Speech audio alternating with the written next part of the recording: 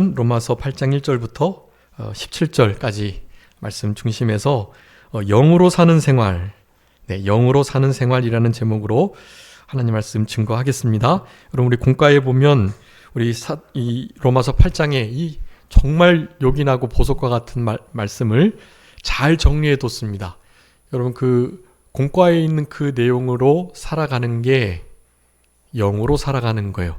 영으로 살아가는 것을 추상적으로 생각하시면 안 되고, 거기에 나와 있는 대지 1, 2, 3번, 그게 영으로 살아가는 것이니까 그렇게 살아가시려고 힘을 쓰셔야 합니다. 네. 거기 우리 혹시 참 제가 그래서 주보에다가요, 우리 임 목사님께서 그 대지만 짧게 해주셔가지고 그 주보의 나머지 부분을 오후 예배 그 요약으로 기록해 뒀거든요. 그거를 좀 한번 주보를 참조해 주세요. 거기 파란색으로 기록한 것이 그게 우리 이제 공과에 나오는 대지를 그렇게 제가 요약해 둔 겁니다. 그러니까 1절부터 우리 1절부터 4절까지 이제 그리스도 안에서 살아라 그렇게 명령하고 있는데, 그리스도 안에서 사는 생활이 영으로 사는 생활이에요. 네. 그리스도라는 것은 우리 예수님의 직업, 예수님의 그러니까 직분을 나타내는 이름인데, 직분을 나타내는 이름. 네? 아니고 그게 뭐라 그러죠? 그 직분 이름. 직명이라 그러나요? 직함이에요. 직함. 그리스도는 직함이에요. 그리스도의 이름은 예수 혹은 임마누엘. 그게 이제 우리 예수님의 이름이에요. 그리고 그리스도는 사실 직함입니다. 직함. 그런데 아시는 것처럼 우리 예수님을 그리스도라고 부르면 이스라엘 백성들에게 지금도 돌을 맞는 거예요. 그네들은 지금도 메시아가 그리스도라 그랬죠. 히브리어로 메시아흐, 그게 메시아가 된 거예요. 그건 기름 부음 받은 자라는 뜻인데, 그것이 이제 70인역 헬라어로 구약을 번역하면서 그 메시아흐를 크리스토스 그렇게 번역을 한 거예요. 그래서 그리스도와 메시아는 같은 뜻이에요. 기름 부음을 받은 자. 그거 지금 메시아를 이스라엘 백성들은 지금도 기다리고 있고, 우리는 그 메시아를 예수라고 보는 거예요. 그 예수가 메시아 그리스도다. 네. 그래서 예수 그리스도, 이거 우리가 너무 쉽게 지금 붙여 쓰고 있지만 옛날에는 그렇지 못했어요.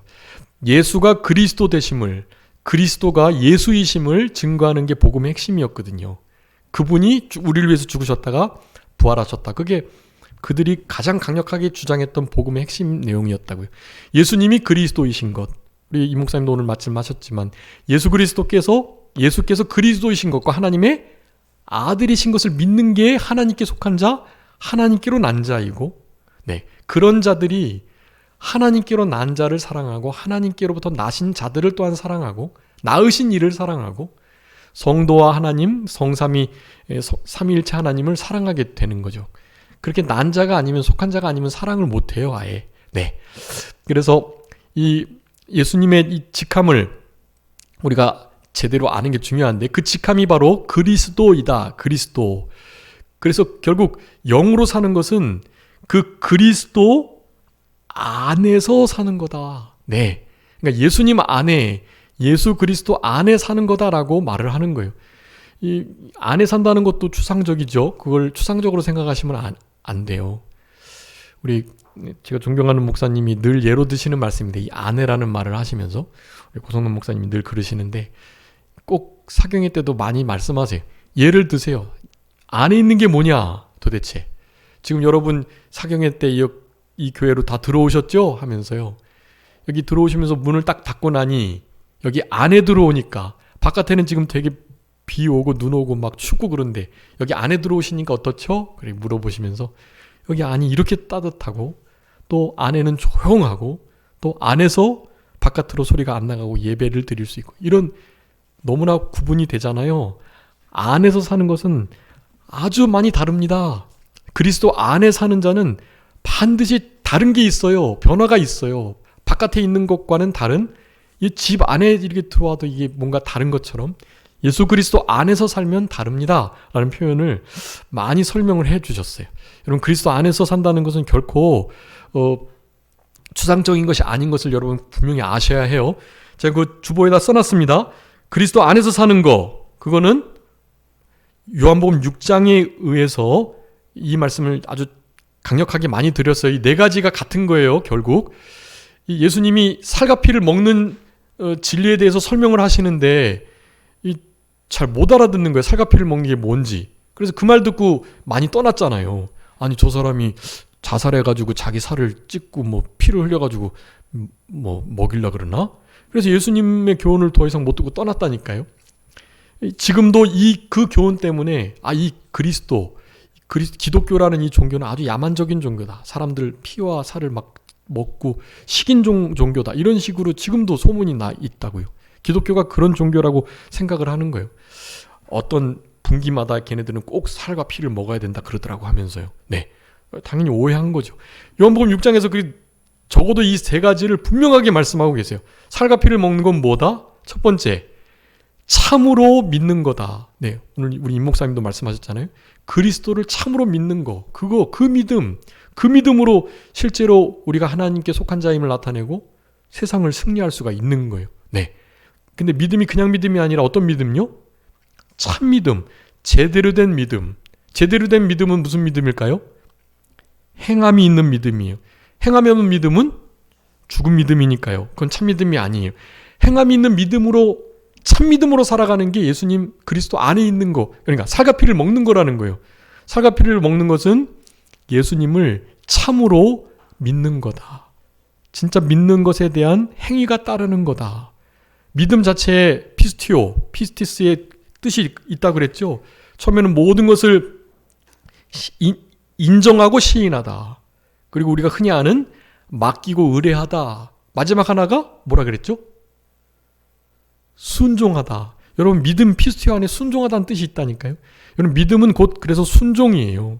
믿음과 순종이 동전의 양면과 같은 게 아니라 아예 그냥 믿음이 곧 순종이라니까요. 네. 그래서 믿음이 없다는 것은 순종이 없는 거고, 순종이 없으면 그건 믿음이 없는 거예요. 그거는. 네. 불신앙, 불순종, 그게 같은 거예요. 그게. 그래서 신앙은 순종이 되는 거고요. 참 믿음, 그거는 행함이 있는 믿음으로 살아가는 것이고, 그 믿음을 갖는 게 살과 피를 먹는 거다. 요한복음 6장에서 분명히 그렇게 말씀하고요. 그리고 또 하나가 살과 피를 먹는 것은 뭐라 그랬죠? 예수님 안에 있는 거다. 네, 살과 피를 먹는 자가 내 안에 있는 거다라고 예수님이 아주 명확하게 말씀해 주셨단 말이에요. 요한복음 6장에. 예수님 안에 있는 게 뭐예요? 살과 피를 먹는 거예요. 그리고 살과 피를 먹는 건 마지막 하나가 예수님으로 말미암아 살아가는 것이라고 말씀드렸어요. 말미암아. 네, 말미암아도 많이 말씀드렸죠. 누구누구를 위하여, 누구누구에 의하여, 그리고 누구누구로 인하여. 이 세 가지 디아가 거기 들어있어요. 그러니까 예수님으로 말미암아 살아가는 자가 살과 피를 먹는 거예요. 그러니까 즉 요한복음 6장이 네 가지, 살과 피를 먹는 거, 예수님 안에 있는 거, 참으로 예수님을 믿는 거, 예수님으로 말미암아 살아가는 거, 이 네 가지가 같은 거예요. 그래서 그것을 순서를 바꾸면 오늘 그리스도 안에서, 예수 그리스도 안에서 살아가는 게 영의 생활인데, 즉 예수 그리스도 안에서 살아가는 건 뭐다? 살과 피를 먹는 거다. 예수님을 참으로 순종함이 있는 믿음으로 믿는 거다. 그리고 예수님으로 말미암아 살아가는 거다. 모든 것을 예수님을, 그리스도를 위하여, 그리스도 때문에, 그리고 그리스도에 의하여, 내 방법이 아니라 그리스도가 하셨던 대로 생각하고 말하고 행동하고, 그리스도가 나를 도구로 사용해서 그리스도께서 나를 붙들어 서서 그분과 함께, 그런 뜻이 인하여, 의하여, 인하여에 다 들어있는 거예요. 그게 예수님 안에 사는 생활이에요. 무엇을 하든지 말미암아, 그분으로 말미암아 살아가는 거. 그리고 마지막이 살과 피를 먹는 거죠. 살과 피를 먹는 건 너무나 중요하잖아요. 예수님이 나 때문에 죽으셨다. 피를 흘리시고 또 물을 쏟으셨다. 오늘 임 목사님도 말씀하셨지만 예수님께서 물과 피로도 임하셨거든요. 물과 피로. 그것은 예수님의 인성과 신성을 나타내는 것이기도 하고, 실제로 우리 예수님이 어떻게 해요? 십자가에서 물과 피를 다 쏟으셨어요. 주님이 성육신하셔서 실제로 우리에게 그 모든 것을 다 주셨다라는 것을 의미해요.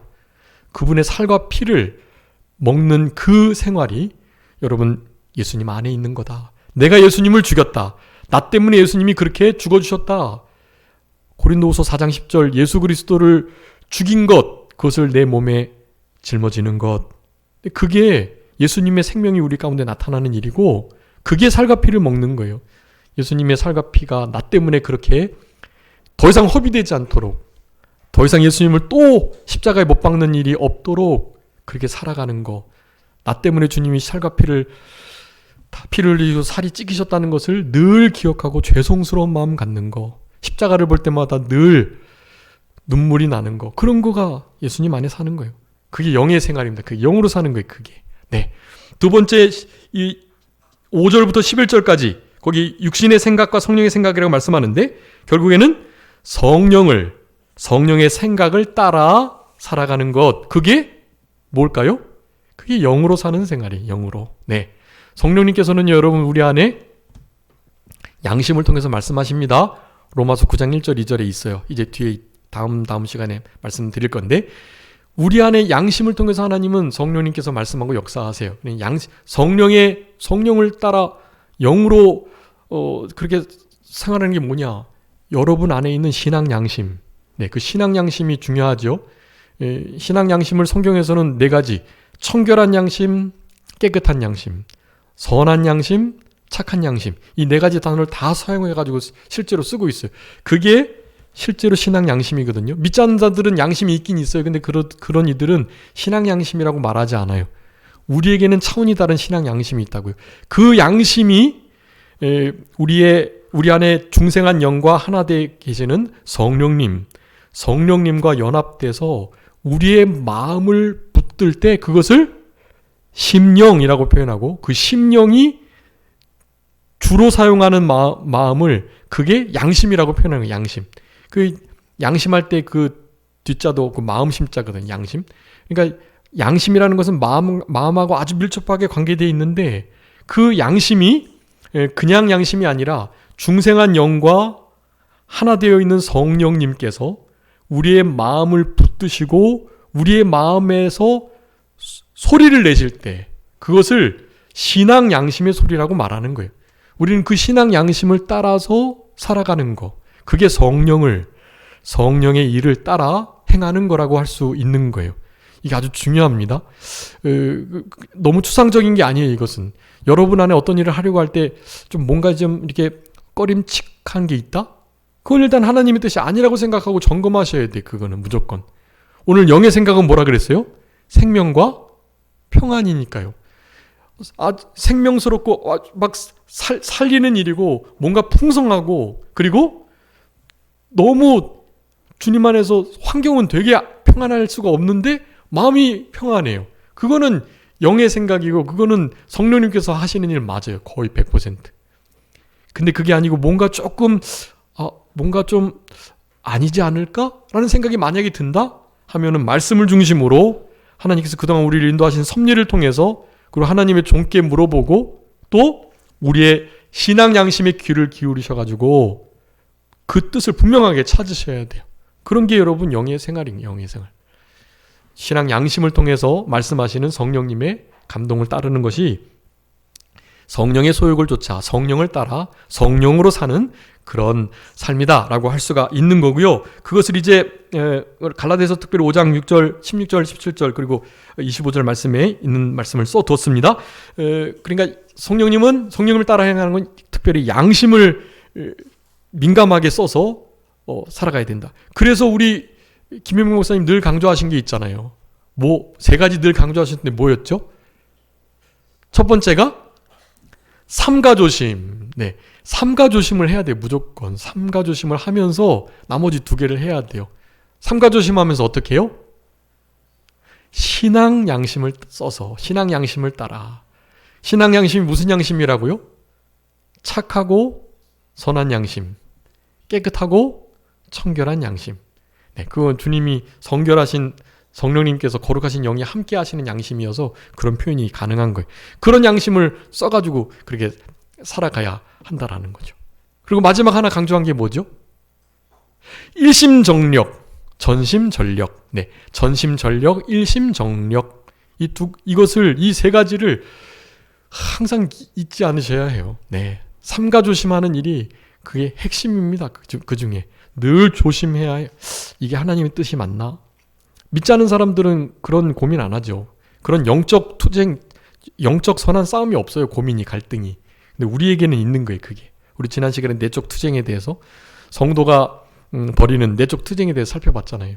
그런 일들이 있을 수밖에 없고 있는 것이 당연하고 우리는 그 일에 피 흘리기까지 해야 된다라는 것을 우리에게 말씀하는 것입니다. 영을 따라, 성령을 따라, 성령의 생각을 따라 살아가는 거. 네, 그런 의미. 마지막 세 번째는, 마지막 이 17절까지 하나님의 아들로 살아가는 생활, 하나님의 아들로 사는 생활을 말씀했어요. 공과에 보면 성도는 하나님의 아들이 됐다 이렇게 표현하는데, 그러니 하나님의 아들로서 살아가야지 그게 영의 아버지이신 우리 성부 하나님 아버지의 자녀다운 영으로 사는 생활이 된다라는 것을 말하는 것입니다. 여러분, 예수님께서도 하나님께 기도하실 때 아빠 아버지요 그러셨거든요. 누가복음에. 그 말씀과 함께 오늘 본문 이 갈라디아서하고 우리 로마서 이 세 군데의 아빠 아버지라는 말씀이 나와요. 근데 아빠가 너무 전 세계적으로 아빠라는 그 단어가 거의 같다 그러더라고요. 다 아빠라 그래요. 아바. 중국도 아바 뭐 그렇게 한다 그래요. 그리고 아주 비슷한 의미래요. 아빠가. 모든 인류가 하나였다. 네. 언어가 하나에서 다 나왔다라는 것을 증거하기도 하는 것이라고 할 수 있겠는데요. 어쨌든 그런데 특별히 기독교인들은 아빠 아버지라는 것이 좀 너무, 아빠가 좀 이렇게 너무 어린 이들이 부르는 거라 우리가 좀 부르기가 어렵지만 그렇게 생각하시면 안 돼요. 하나님을 정말 친근히 하는, 진짜 영이 살아있는, 영으로 사는 이들은 그렇게 하나님을 부르지 않을 수가 없는 그런 단어예요. 아빠, 아버지. 예수님도 우리 하나님 아빠, 아버지라 그랬으니까요. 그 대신 이제 아빠라고만 하면 좀 그렇죠. 성경 그 세 군데에는 다 하나같이 뒤에 뭐가 붙어요? 아버지가 붙어요. 그래서 아빠, 아버지라고 이제 뒤에 이제 조금 더 이렇게 하나님을 높이는 그런 표현이 사용되긴 해야 되지만, 어쨌든 우리가 하나님의 자녀이기 때문에 얼마나 아빠라고 부르는 건 좋은 일이라고 할 수 있겠습니다. 어머니, 이거보다도 엄마가 참 좋잖아요. 엄마. 여러분, 어린 아이들이 아빠를 먼저 할까요? 엄마를 먼저 할까요? 아니요, 아빠를 먼저 한대요. 아빠를. 근데 사실은 그 아내가, 그러니까 엄마가 뭐라고 말하는 게 중요한데요. 이제 아이를 놓고 나 엄마야 보통 안 그러잖아요.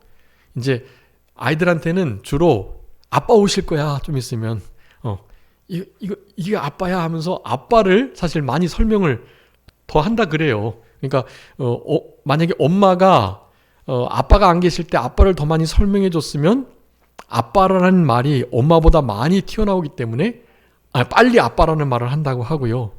이제 자기를 막 이제 내가 엄마다 하면 엄마 소리를 많이 하면 아기가 엄마 소리를 먼저 하게 된다고 하더라고요. 아무튼 엄마가 쓰는 말대로 사실은 아이들이 먼저 말을 튼다고 하는 건데요.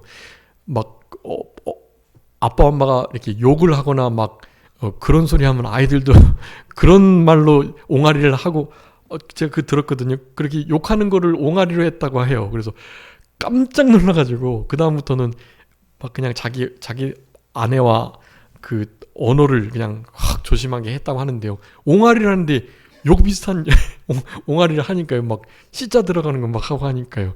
그래서 깜짝 놀랐다 그러는데요. 우리 안에 실제로 우리 임 목사님도 말씀하셨지만 양자의 영이 우리에게 임했다면 하나님을 진짜 아빠 아버지라고 부를 수 있는 거예요. 근데 그냥 법적으로만이 아니고 실제적인 면이 중요하다는 것을 우리에게 말씀해 주고 계십니다. 오늘 로마서도 그 부분을 다루고 있고요. 제가 그래서 주보에다 기록해 놓은 게 그거예요. 여러분, 제가 통전적이라는 단어를 참 좋아하는데 그냥 단순한 면이 아니라, 소극적인 면이 아니라 적극적이고 전체적인 면을 의미하는 거예요. 통전적. 영생에 대해서도 제가 통전적 영생의 이해라는 말씀도 몇 번 드렸는데, 영생이 그냥 영원히 사는 게 아니잖아요. 아시는 것처럼 요한복음 16장에 의하면 영생이 뭐라고 말씀하죠? 하나님을 아는 것과 그 보내신 아들 예수 그리스도를 아는 게 영생이거든요. 그냥 우리 생명이 무한히 계속됨을 그냥 영생이라고 표현하는 게 아니에요. 성경은 영생이 아주 중요한 의미들이 많아요. 그 영생을 통전적으로 이해해야 한다고요. 그냥 우리가 천국 가면 이제 영원히 주님과 함께 살아갈 것, 이렇게만 보시면 안 돼요. 우리 이병규 목사님 이렇게 말씀합니다. 영으로서 하나님의 영의 말씀을 순종하며 우리의 중생한 영이 살아나가는 것, 그걸 영생이라고 표현하는 거예요. 그냥 끝없이 생명이 계속되는 것을 영생이라고만 보지 않는 거거든요. 딱 마찬가지예요. 여러분, 하나님의 자녀, 하나님의 아들, 하나님의 딸이라는 이 단어가요. 나 예수님 믿음을 선물로 받아가지고 하나님의 은혜로 내가 내 안에 성령님이 계시고 성령님께서 나로 하여금 양자의 영을 받은 우리들, 무서워하는 종의 영이 아니라 양자의 영을 받았고 그 영으로 인하여 하나님을 아버지라고 부르는 건 너무나 당연한 일처럼 돼 있는 거예요. 근데 그거로만 끝나는 게 아니라 요한복음 1장에 12절에 있는 것처럼 영접하는 자고 그 일을 믿는 자들에게는 하나님의 자녀가 되는 권세를 주셨다라고 말하면서 그냥 자녀, 법정적인 자녀의 위치가 아니라 그 권세를 실제로 누리고 그 권세를 누릴 수 있을 만큼 의무를 잘 행하는 자가 되어야 된다는 것을 내포하고 있는 거예요. 권리만 누리려고 하면 안 되죠. 권리를 누리기 위해서 뭐가 따라야 돼요? 합당한 의무를 행해야죠. 하나님의 자녀다운 의무를 행하면서 하나님의 자녀로서의 권리를 좀 권세를 누려야지. 권리는 누리려고 하고 무엇은요? 의무는 행하려고 하지 않는다면 그건 진짜 하나님의 자녀라고 볼 수가 없어요. 네, 제대로 된 자녀가 아니죠. 겨우겨우 진짜 선물로 받은 믿음, 생명책이 농명되어 있기 때문에 구원을 잃어버리진 않을지라도 진짜 하늘나라에 가서 상급이 없는 그런 상태, 우리 예수님 한편 강도와 같은 처지에 놓일 수도 있단 말이에요. 예수님 한편 강도도 여러분 아시는 것처럼 되게 위대한 일 했습니다. 원래는 마태, 마가, 누가복음 잘 살펴보시면 두 양편에 있는 강도가 함께 예수님을 욕했어요. 그러다가 첫 번째 예수님께서 먼저 로마 군병들을 향해서 저들의 하는 일을 지금 알지 못하니까 하나님 아버지 좀 저들의 죄를 용서해 주세요. 그 말을 듣고 이 한편 강도가 이 사람 진짜구나라는 것을 느끼고 알았던 것 같아요. 그래서 그 자리에서 회심을 하게 된 겁니다. 그 뒤로부터 예수님을 공격하지 않았어요. 그래서 한편 강도가 끝까지 예수님을 공격하니까 이쪽 한편 강도가 이제 자기도 이제 거들어서 같이 욕해 줄 줄 아는데 갑자기 욕을 안 하는 거죠. 그러면서 도리어 하는 말이 안 되겠어. 이제 너 그만해. 너나 나나 여기 당연히 그냥 못 박히는 건 너무나 합당한 거 맞는데 근데 이분은 아니야. 이분은 죄 없는 분이야. 여기에 계실 분이 아니야. 라고 말을 한 거예요. 그러면서 그 말을 한 거예요. 이 십자가에서 7마디 하셨잖아요. 용낙모엘 갈성탁. 용서를 하신 그 예수님 말씀을 듣고 이 한편 강도가 우편인지 좌편인지 모릅니다. 성경에서 말하지 않고 있어요. 그래서 한편 강도가 예수님을 고백하는 거예요. 당신의 나라에 임하실 때 나를 어떻게 해요? 기억해달라고. 나를 기억해달라고. 나 구원해주세요. 뭐 이런 것도 아니에요. 그냥 잠깐 어떻게 기억 좀 해주셔가지고 내 옆에 참 한편 강도 하나 있었는데 그리고 한편 강도 욕하는 거 자제시키고 너 잘못했다고 책망하고 주님의 나라에 임하실 때 좀 당신의 나라에 나도 좀 어떻게 좀 이런 식의 말을 했던 거 그거 좀 기억해 주셨으면 하는 마음으로 말한 것 뿐인 거예요. 그랬을 때 우리 주님은 십자가에서조차 영혼을 구원하시는 일을 하시는 거예요. 네, 오늘 밤 내가 나와 함께 낙원에 있겠다. 그렇게 말씀하시죠. 네, 이런 사건들은 그냥 일반적인 사건들이 당연히 아닐 수밖에 없죠. 네, 여러분 실제로 한편 강도는 그 십자가상에서 우리 주님을 인정하고 영접했던 것처럼 하나님께서 인정하시는 면이 있어요. 나름. 네. 평생 뭐 강도짓만 했지만요. 성화 이룬 거 아무것도 없지만 사실 그 자리에서 그렇게 말을 변해서 주님께 자신의 영혼을 부탁하는 건 그거는 대단한 일인 것입니다. 사실. 우리는 근데 믿었다고 하면서 하늘나라에 가서 하나님 자녀로 아무런 상급도 없이 그런 상태에 있을 수도 있다고요. 진짜 조심해야 하고 우리가 두렵고 떨림으로 우리 구원을 이루어가야 할 이유가 거기에 있는 것입니다. 구원을 잃어버리진 않을지라도 충분히 우리 큰 목사님의 말씀에 의하면 무슨 모자요? 면류관, 금면류관, 은면류관 막 그런 거 말고 개털 모자. 개털 모자 써도 좋아요. 천국 자체가 좋으니까. 지옥 가는 거 아니고 주님을 대면해서 보니까 더없이 기쁘죠. 누구는 금모자 썼는데 나는 개털모자. 그런 거 비교도 없어요. 거기는 비교의식이 없어요. 상대적으로 누구는 어떻고 나는 어떻고 난 쟤보다 잘했으니까 으쓱하고 쟤는 나보다 훨씬 잘해가지고 내가 좀 막 이렇게 비참하고. 거기는 그런 상대적인 비교가 없는 것이에요. 천국은. 개털모자 쓴 거 괜찮아요. 그렇지만 하나님 앞에서 그 기회가 주어졌는데 죽기 전에 그냥 예수님 겨우 믿고 구원받는 게 얼마나 하나님 앞에 죄송스러워요. 하나님 앞에 늘 죄송한 거예요. 그냥 감사하고 죄송하고 그런 거죠.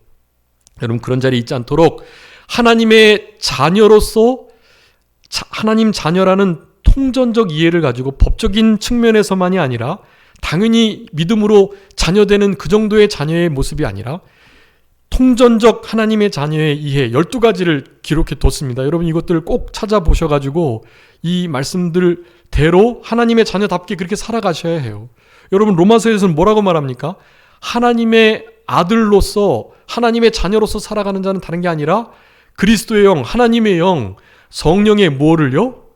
인도를 받는 자가 하나님의 아들이라는 거예요. 여러분 이거 심각한 일입니다. 하나님의 영의 인도를, 그리스도의 영의 인도를 받지 않는다면 그 하나님의 자녀가 아닐 수도 있어요. 잘못하면. 자기 기만, 속임을 당하고 있는 것일 수도 있다고요. 실제로. 그러니까 여러분 주의하셔야 돼요. 내 구원의 확신을 갖지 말라는 얘기가 아니라 내가 진짜 생명책이 기록되어 있다면 진짜 이런 삶을 살아가는 게 가능한가? 이런 걸 점검하셔야 돼요. 그리고 어제보다 나은 오늘을 살아가셔야죠. 신앙 인격이 달라지고 나의 말과 생각과 행동이 눈빛이 좀 달라져야죠. 끊지 못했던 죄가 끊어지고 좀 늘 즐겼던 죄악을 떠나셔야죠. 그거를 하셔야죠. 그거 없이 어떻게 하나님의 영의 인도를 받는 자라고 할 수가 있겠어요. 성령님은 늘 거기에 관심 두시고 그것을 떠나라고 우리에게 교훈하시고 감동 주시는데 그거 없으면 그 하나님의 자녀라고 보기가 어렵습니다. 양심의 가책이 있다? 그러면 가능성은 있어요. 근데 그 양심의 가책을 무시한다? 2가지인데 화인 맞은 양심이 되었거나 화인 맞은 양심이 불신자라고 말하는 건 아닙니다. 불신자가 화인 맞은 양심의 상태로 살아가기가 좋은 거지 믿지 않는 이들도 화인 맞은 상태로 살아갈 수 있어요. 겨우겨우 마지막 날에 우리 영혼만 겨우 구원받는 거고요. 우리의 육체는 더 이상 구원 이뤄가지 못하고 완전히 하나님의 징계를 받아서 버려진 자처럼 되는 거예요. 양심이 화인 맞으면 그런 거예요. 하나님께서 성령으로 계속 양심을 통해서 말씀하시는데 그거 한두 번, 두세 번 계속 거절하시죠? 그 마음 상태가 화인 맞은 양심이라고 하는 거예요. 그거로는 구원을 이루어가기 어렵습니다. 그냥 겨우 생명책이 기록돼 가지고는 그냥 구원만 겨우겨우 받는 거죠. 천국 열차 끝칸에 그냥 겨우 붙어가지고 가는 거죠. 그냥 겨우겨우 천국에 들어가는 거예요. 겨우. 그렇게 되면 우리의 삶 자체가 너무 안타까운 일이고 또 하나님께 너무너무 죄송한 일이고요. 여러분 그런 영원한 후회가 남지 않도록 하나님의 자녀답게 이 땅을 살아가셔야 합니다. 어떻게 하나님의 자녀답게 살아갈 수 있을까에 대해서 거기 12가지 적어뒀으니까 여러분 이런 말씀들 좀 잘 기억해 주시고 여러분 그 중에서 뭐 진짜 많은데요. 좀 특별히 강조하고 싶은 것은 이제 마태복음 그 5장 9절 2번 있죠. 2번 5장 9절에 여러분 어떤 자가 하나님의 아들이라고 말씀합니까? 화평케 하는 자. 예수님을 믿고 구원받은 자가 하나님의 아들이다. 지금 말씀한 게 아니에요. 이게 지금. 누가 하나님의 아들이라고요? 화평케 하는 자가 돼야 하나님의 아들이라 일컬음을 받는다니까요. 진짜. 여러분이 계신 그곳에서 하나님의 자녀들이구나. 저 사람들. 저 사람만 가면 뭔가 좀 화목해 되고 하나 되는, 막 분열된 게 좀 하나 되고 막 이런 게 좀 있으셔야 되는 거예요. 여러분이 계신 그곳에서요. 하나됨의 역사가 나를 통해 있느냐? 하나님의 자녀됨을 구분하는 아주 중요한 기준이 되는 거예요, 여러분. 그거를 좀 심각하게 생각하시고요. 화평케 하느니, 여러분 우리 한 주간 이 예수 그리스도 안에서 평강을 누리는 삶을 살아가는 우리들이 돼야 되는데, 그 삶을 바탕으로 다른 사람들, 다른 모임, 다른 몸에서, 공동체에서 화평케 하는 역할을 해나갈 수가 있는 거예요. 우리가 화평 못하면서 어떻게 다른 이들과의 관계가 화평되는 일을 힘쓸 수가 있겠어요? 못하죠. 관심도 없고, 뭐 내가 굳이 뭐 괜히 저런 일에 참여할 것도 없고, 뭐 내 할 일도 많은데 말이죠. 그렇지만 그렇지 않습니다. 화평케 하는 일을 해야 해요. 우리 임 목사님 말씀 이렇게 듣다가 그 시드니 시 교회 협의회가 이번에 그런 악법들을 많이 막았다고 하는데요. 그 일에 우리 목사님이 지금 이제 서기가 되셔가지고 아마 우리 교단에서 다른 교단들 목회자들 다 모여가지고 임원 감투 쓴 것은 우리 임 목사님 처음이 아닌가 싶긴 한데, 왜냐면 우리 큰 목사님이 늘 그냥 다른 교단 연합회에서 막 자리 맡거나 하지 말라고, 그런데 막 그렇게 하지 말라고 늘 그러셔가지고요. 근데 여러분 그럴 것만이 아니고, 옛날에는 좀 그런 면이 있었지만 지금은 교회가 바로 된 여러 교회가 연합해서 이 하나님의 교회와 성도를 무너뜨리려고 하는 악한 세력들을 어둠의 영들과 싸워야 하거든요. 연합하지 않으면 어렵습니다, 그게. 그래서 지금 중차대한 임무를 많이 맡으셨더라고요. 여러분 더 많이 기도해 주셔야 될 것 같아요. 시드니 평강교회 사역뿐만 아니라 그 시드니 전체 교회 연합, 그 협의회가 하나님의 창조의 질서와 하나님의 법을 무너뜨리려고 하는, 하나님의 교회와 하나님의 가정들을 무너뜨리려고 하는 그 모든 이 하나님을 대적하여 높아진 이론들을, 모든 계획들을 잘 파악하고 파헤쳐버릴 수 있는 역할을 감당할 수 있도록, 그렇게 좀 기도해 주셔야 돼요. 지혜가 필요하고 또 힘이 좀 여러 가지 도움이 필요하고, 목회도 해야 되고 가정도 돌봐야 되고 또 여러 가지 일도 해야 되고 하는데도 그 호주를 위해서, 그 지역사회를 위해서 그 일을 그렇게 봉사직으로 하는 거니까요. 여러분 좀 많이 기도해 주셔야 할 것입니다. 그러면서 이제 누가복음하고 마태복음에 있는 말씀, 여러분 제가 이거 많이 말씀드렸는데 이것만 하고, 그러니까 결론은 이겁니다. 그리스도 안에서 사는 생활, 그리고 무슨 생활요? 성령의 생각을 따라 사는 생활, 그리고요 하나님의 자녀로서 사는 생활. 이게 무슨 생활이다? 이게 영의 생활이다라는 거예요. 이 영의 생활을 잘 감당하기 위해서 가장 먼저 해결돼야 할 것이 그 1절 말씀이, 한번 우리 다 같이 로마서 8장 1절 한번 읽어보겠습니다. 시작.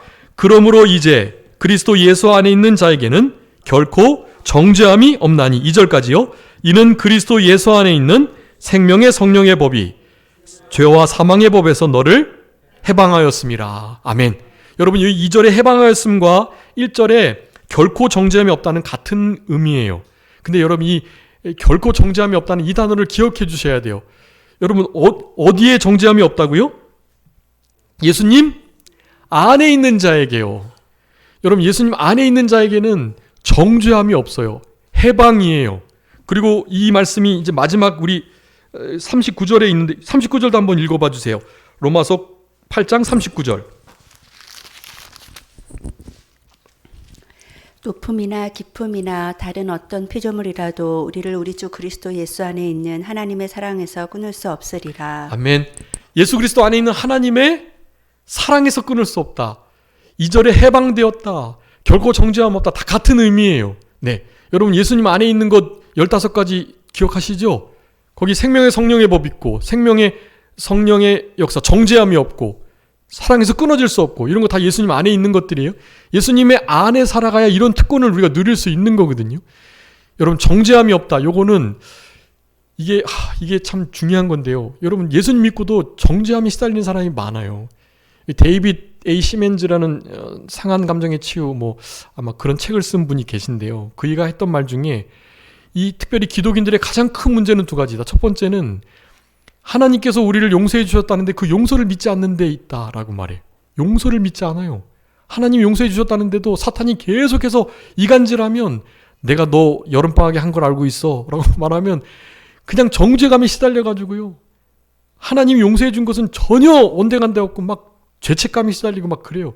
그래서 거기에 올매에 매여가지고 그 어둠에서 빛으로 나타나지 못하고 계속 거기에 매여가는 거예요. 막 내가 너 어떻게 하는지 알고 있어 막 이러면서 거기에 다 두려움에 넘어져가지고요. 여러분, 예수님 안에 있는 자는 뭐가 없어요? 결코 정죄함이 없어요. 또 하나의 문제가 그렇게 용서함 받은 은혜와 감사 감격이 없으니 다른 사람을 용서하지 않는 거예요.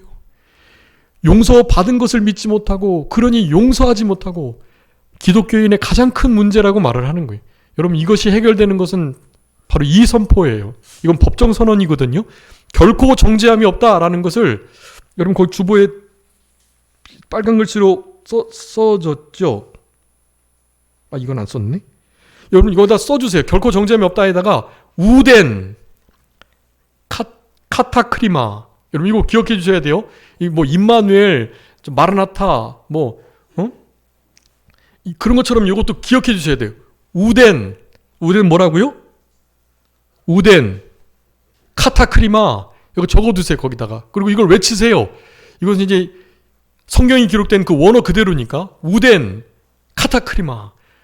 여러분 우리 남성 목사님이 이런 히브리어 헬라어 많이 하셨잖아요. 데오 바실레이야 막 이러면서 목사님 설교하시는 거 많이 나오는데 여러분 이거 기억하셔야 돼요. 결코 정죄함이 없다. 우덴 뭐라고요? 우덴 카타크리마. 이거는 법정적 선언으로서요. 그 사람이 없다는 거와는 관계없이 일단 그 최고의 권위자 재판관이 너 죄 없다 하면 그냥 죄 없어지는 거예요. 그냥 죄 없는 사람으로 막 확 만들어진 거 아닌데도 그냥 죄 없다 하면 죄 없는 거예요. 풀려나고 생활로 복귀하는 거예요. 그런 사람은 죄 없다고 하나님의 법정 앞에서 예수님 안에 있는 자는 내가 죄 없다 하겠다라고 하신 거예요. 우덴 카타크리마. 여러분 이걸 기억해 주시고 이 은혜를 받으시고 다른 사람을 용서하시고 이 용서를 받은 우리들이 다른 사람들을 용서하고 사랑하는 일을 힘쓰셔야 해요. 로마서 5장 5절에 늘 말씀합니다. 예수 그리스도의 사랑이 하나님으로 말미암아 성령의 역사로 우리 마음 가운데 부어지면 사랑이 가능해지는 거예요. 우리는 사랑할 수 없는 자들이에요. 못하고요. 힘이 전적 무능력, 전적 타락했는데 어떻게 할 수 있겠어요. 주님의 사랑이 성령으로 말미암아 부어져야 되는 거예요. 주님의 사랑이 부어지면 용서 결단이 되고 감정적인 것이 아니라 감정적으로도 이제 실제로 변화가 됩니다. 용서 못할 사람이 변화가 되는 거예요. 그전에는 의지적으로 이성적으로 결단을 하는 거예요. 주님이 나를 용서해 주셨으니 나도 다른 이들을 용서해야 되겠다. 내가 너희들을 사랑한 것처럼 내가 너희들을 용서한 것처럼 너희들도 용서하고 사랑하고 해라. 명령하셨잖아요. 그 명령을 따라야 가야 돼요. 그 명령을 따르는 자가 하나님의 자녀인 거예요. 그래서 하나님의 자녀 12가지 중에 가장 핵심이 그겁니다. 화평케 하는 자와 함께 마태복음 5장하고 누가복음의 그 말씀, 누가복음 6장 제가 많이 이용했죠. 요것만 이제 말씀하고 말씀 마치겠습니다. 여기 제가 누가복음 그 6장에 그 27절 28절에 원사미선 저축목인 많이 말씀드렸죠. 원사미선 저축목이 뭐죠?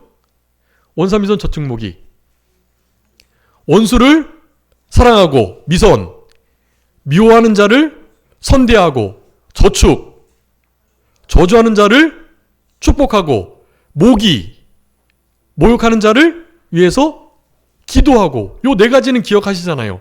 근데 거기 사이에 이 마태복음 아까 5장에 그 44절 45절에 보면 그 말씀이 있어요. 박해하는 자를 위해서 기도해라. 아까 어떤 자를 위해서 기도하라 그랬죠? 모욕하는 자를 위해서 기도하라 그랬잖아요. 그러니까 원사미선 저축 모기, 그 다음에 박기, 거기 박기를 하나 더 넣어주세요. 그렇게 박해하는 자를 위해 기도해야 하늘에 계신 아버지의 아들이 된다 그랬거든요. 하나님의 자녀된 통전적 이해예요. 이런 게. 박해하는 자를 위해서 여러분 기도하셔야 돼요. 그냥 모욕하는 정도 아니고 진짜 해를 끼치는 거예요. 막 여러분 그런 이들을 위해서도 진심으로 기도해 주셔야 돼요. 하나님의 자녀입니다. 그 영으로 사는 거예요. 그런 사람들이. 그러면서 두 가지를 더 해주세요. 누가복음 6장 32절부터 36절에 보면 거기 35절 36절에 누구든지 원수를 사랑하고 선대하는데 아무것도 바라지 말고 꾸어주라. 바라지 말고 꾸어주라.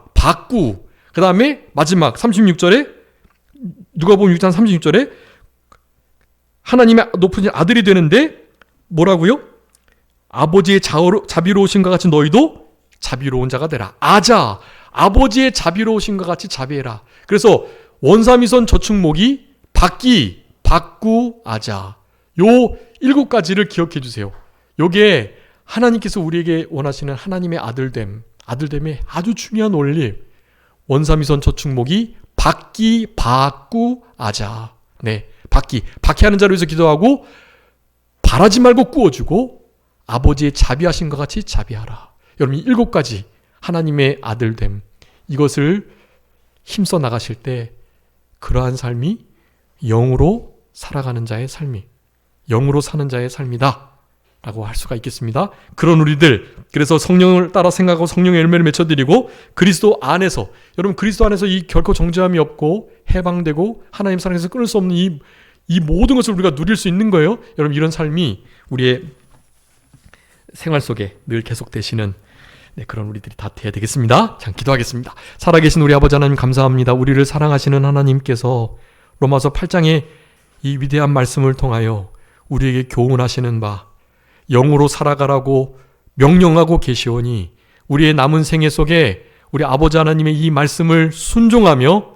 하나님의 자녀답게 성령의 인도와 감동과 주장을 따라서 민감하게 하나님의 양심을 통하여 하시는 말씀들을 늘 순종하면서 그렇게 정죄함 없는 다른 사람들을 좀 용서하고 마음을 넓혀서 저들을 받아주고 주님께서 우리를 받아주심으로 하나님께 영광을 돌리셨던 것처럼 너희도 마음을 넓혀 보답하는 양으로 우리의 마음을 넓히고 서로를 받으라고 명령하셨사오니 그 명령을 따라서 예수 그리스도 안에서 살아갈 수 있는 영으로 사는 우리 모두가 되게 하여 주옵소서.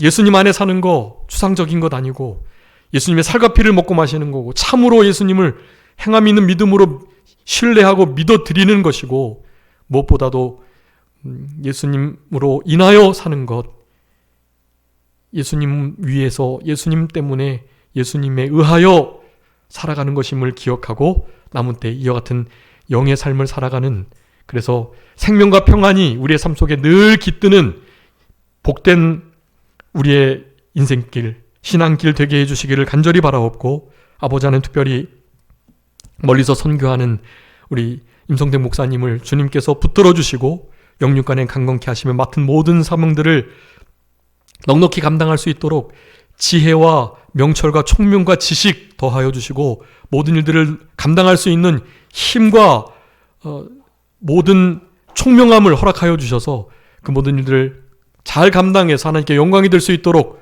주님 은총 베풀어 주시고 우리 이순 사모님과 우리 은성지성 귀한 하나님의 자녀들 주님께서 늘 같이 하시고 외롭지 않고 그곳에서 우리 주님 닮아가는 복된 하나님의 사람들로 잘 성장해 나갈 수 있도록 하나님 은총 베풀어 주시기를 간절히 바라옵고 특별히 우리 교단에 수고를 많이 하신 우리 임세근 목사님을 주님께서 마지막 노년의 끝까지 영육간에 건강케 붙들어 주시고 참된 생명과 평강의 은혜로 같이 하여 주시며 아름다운 노년 지내실 수 있도록 주님 은총 베풀어 주옵소서. 모든 것 주님께 맡기옵고 살아계신 예수 그리스도의 이름으로 기도 올리옵나이다.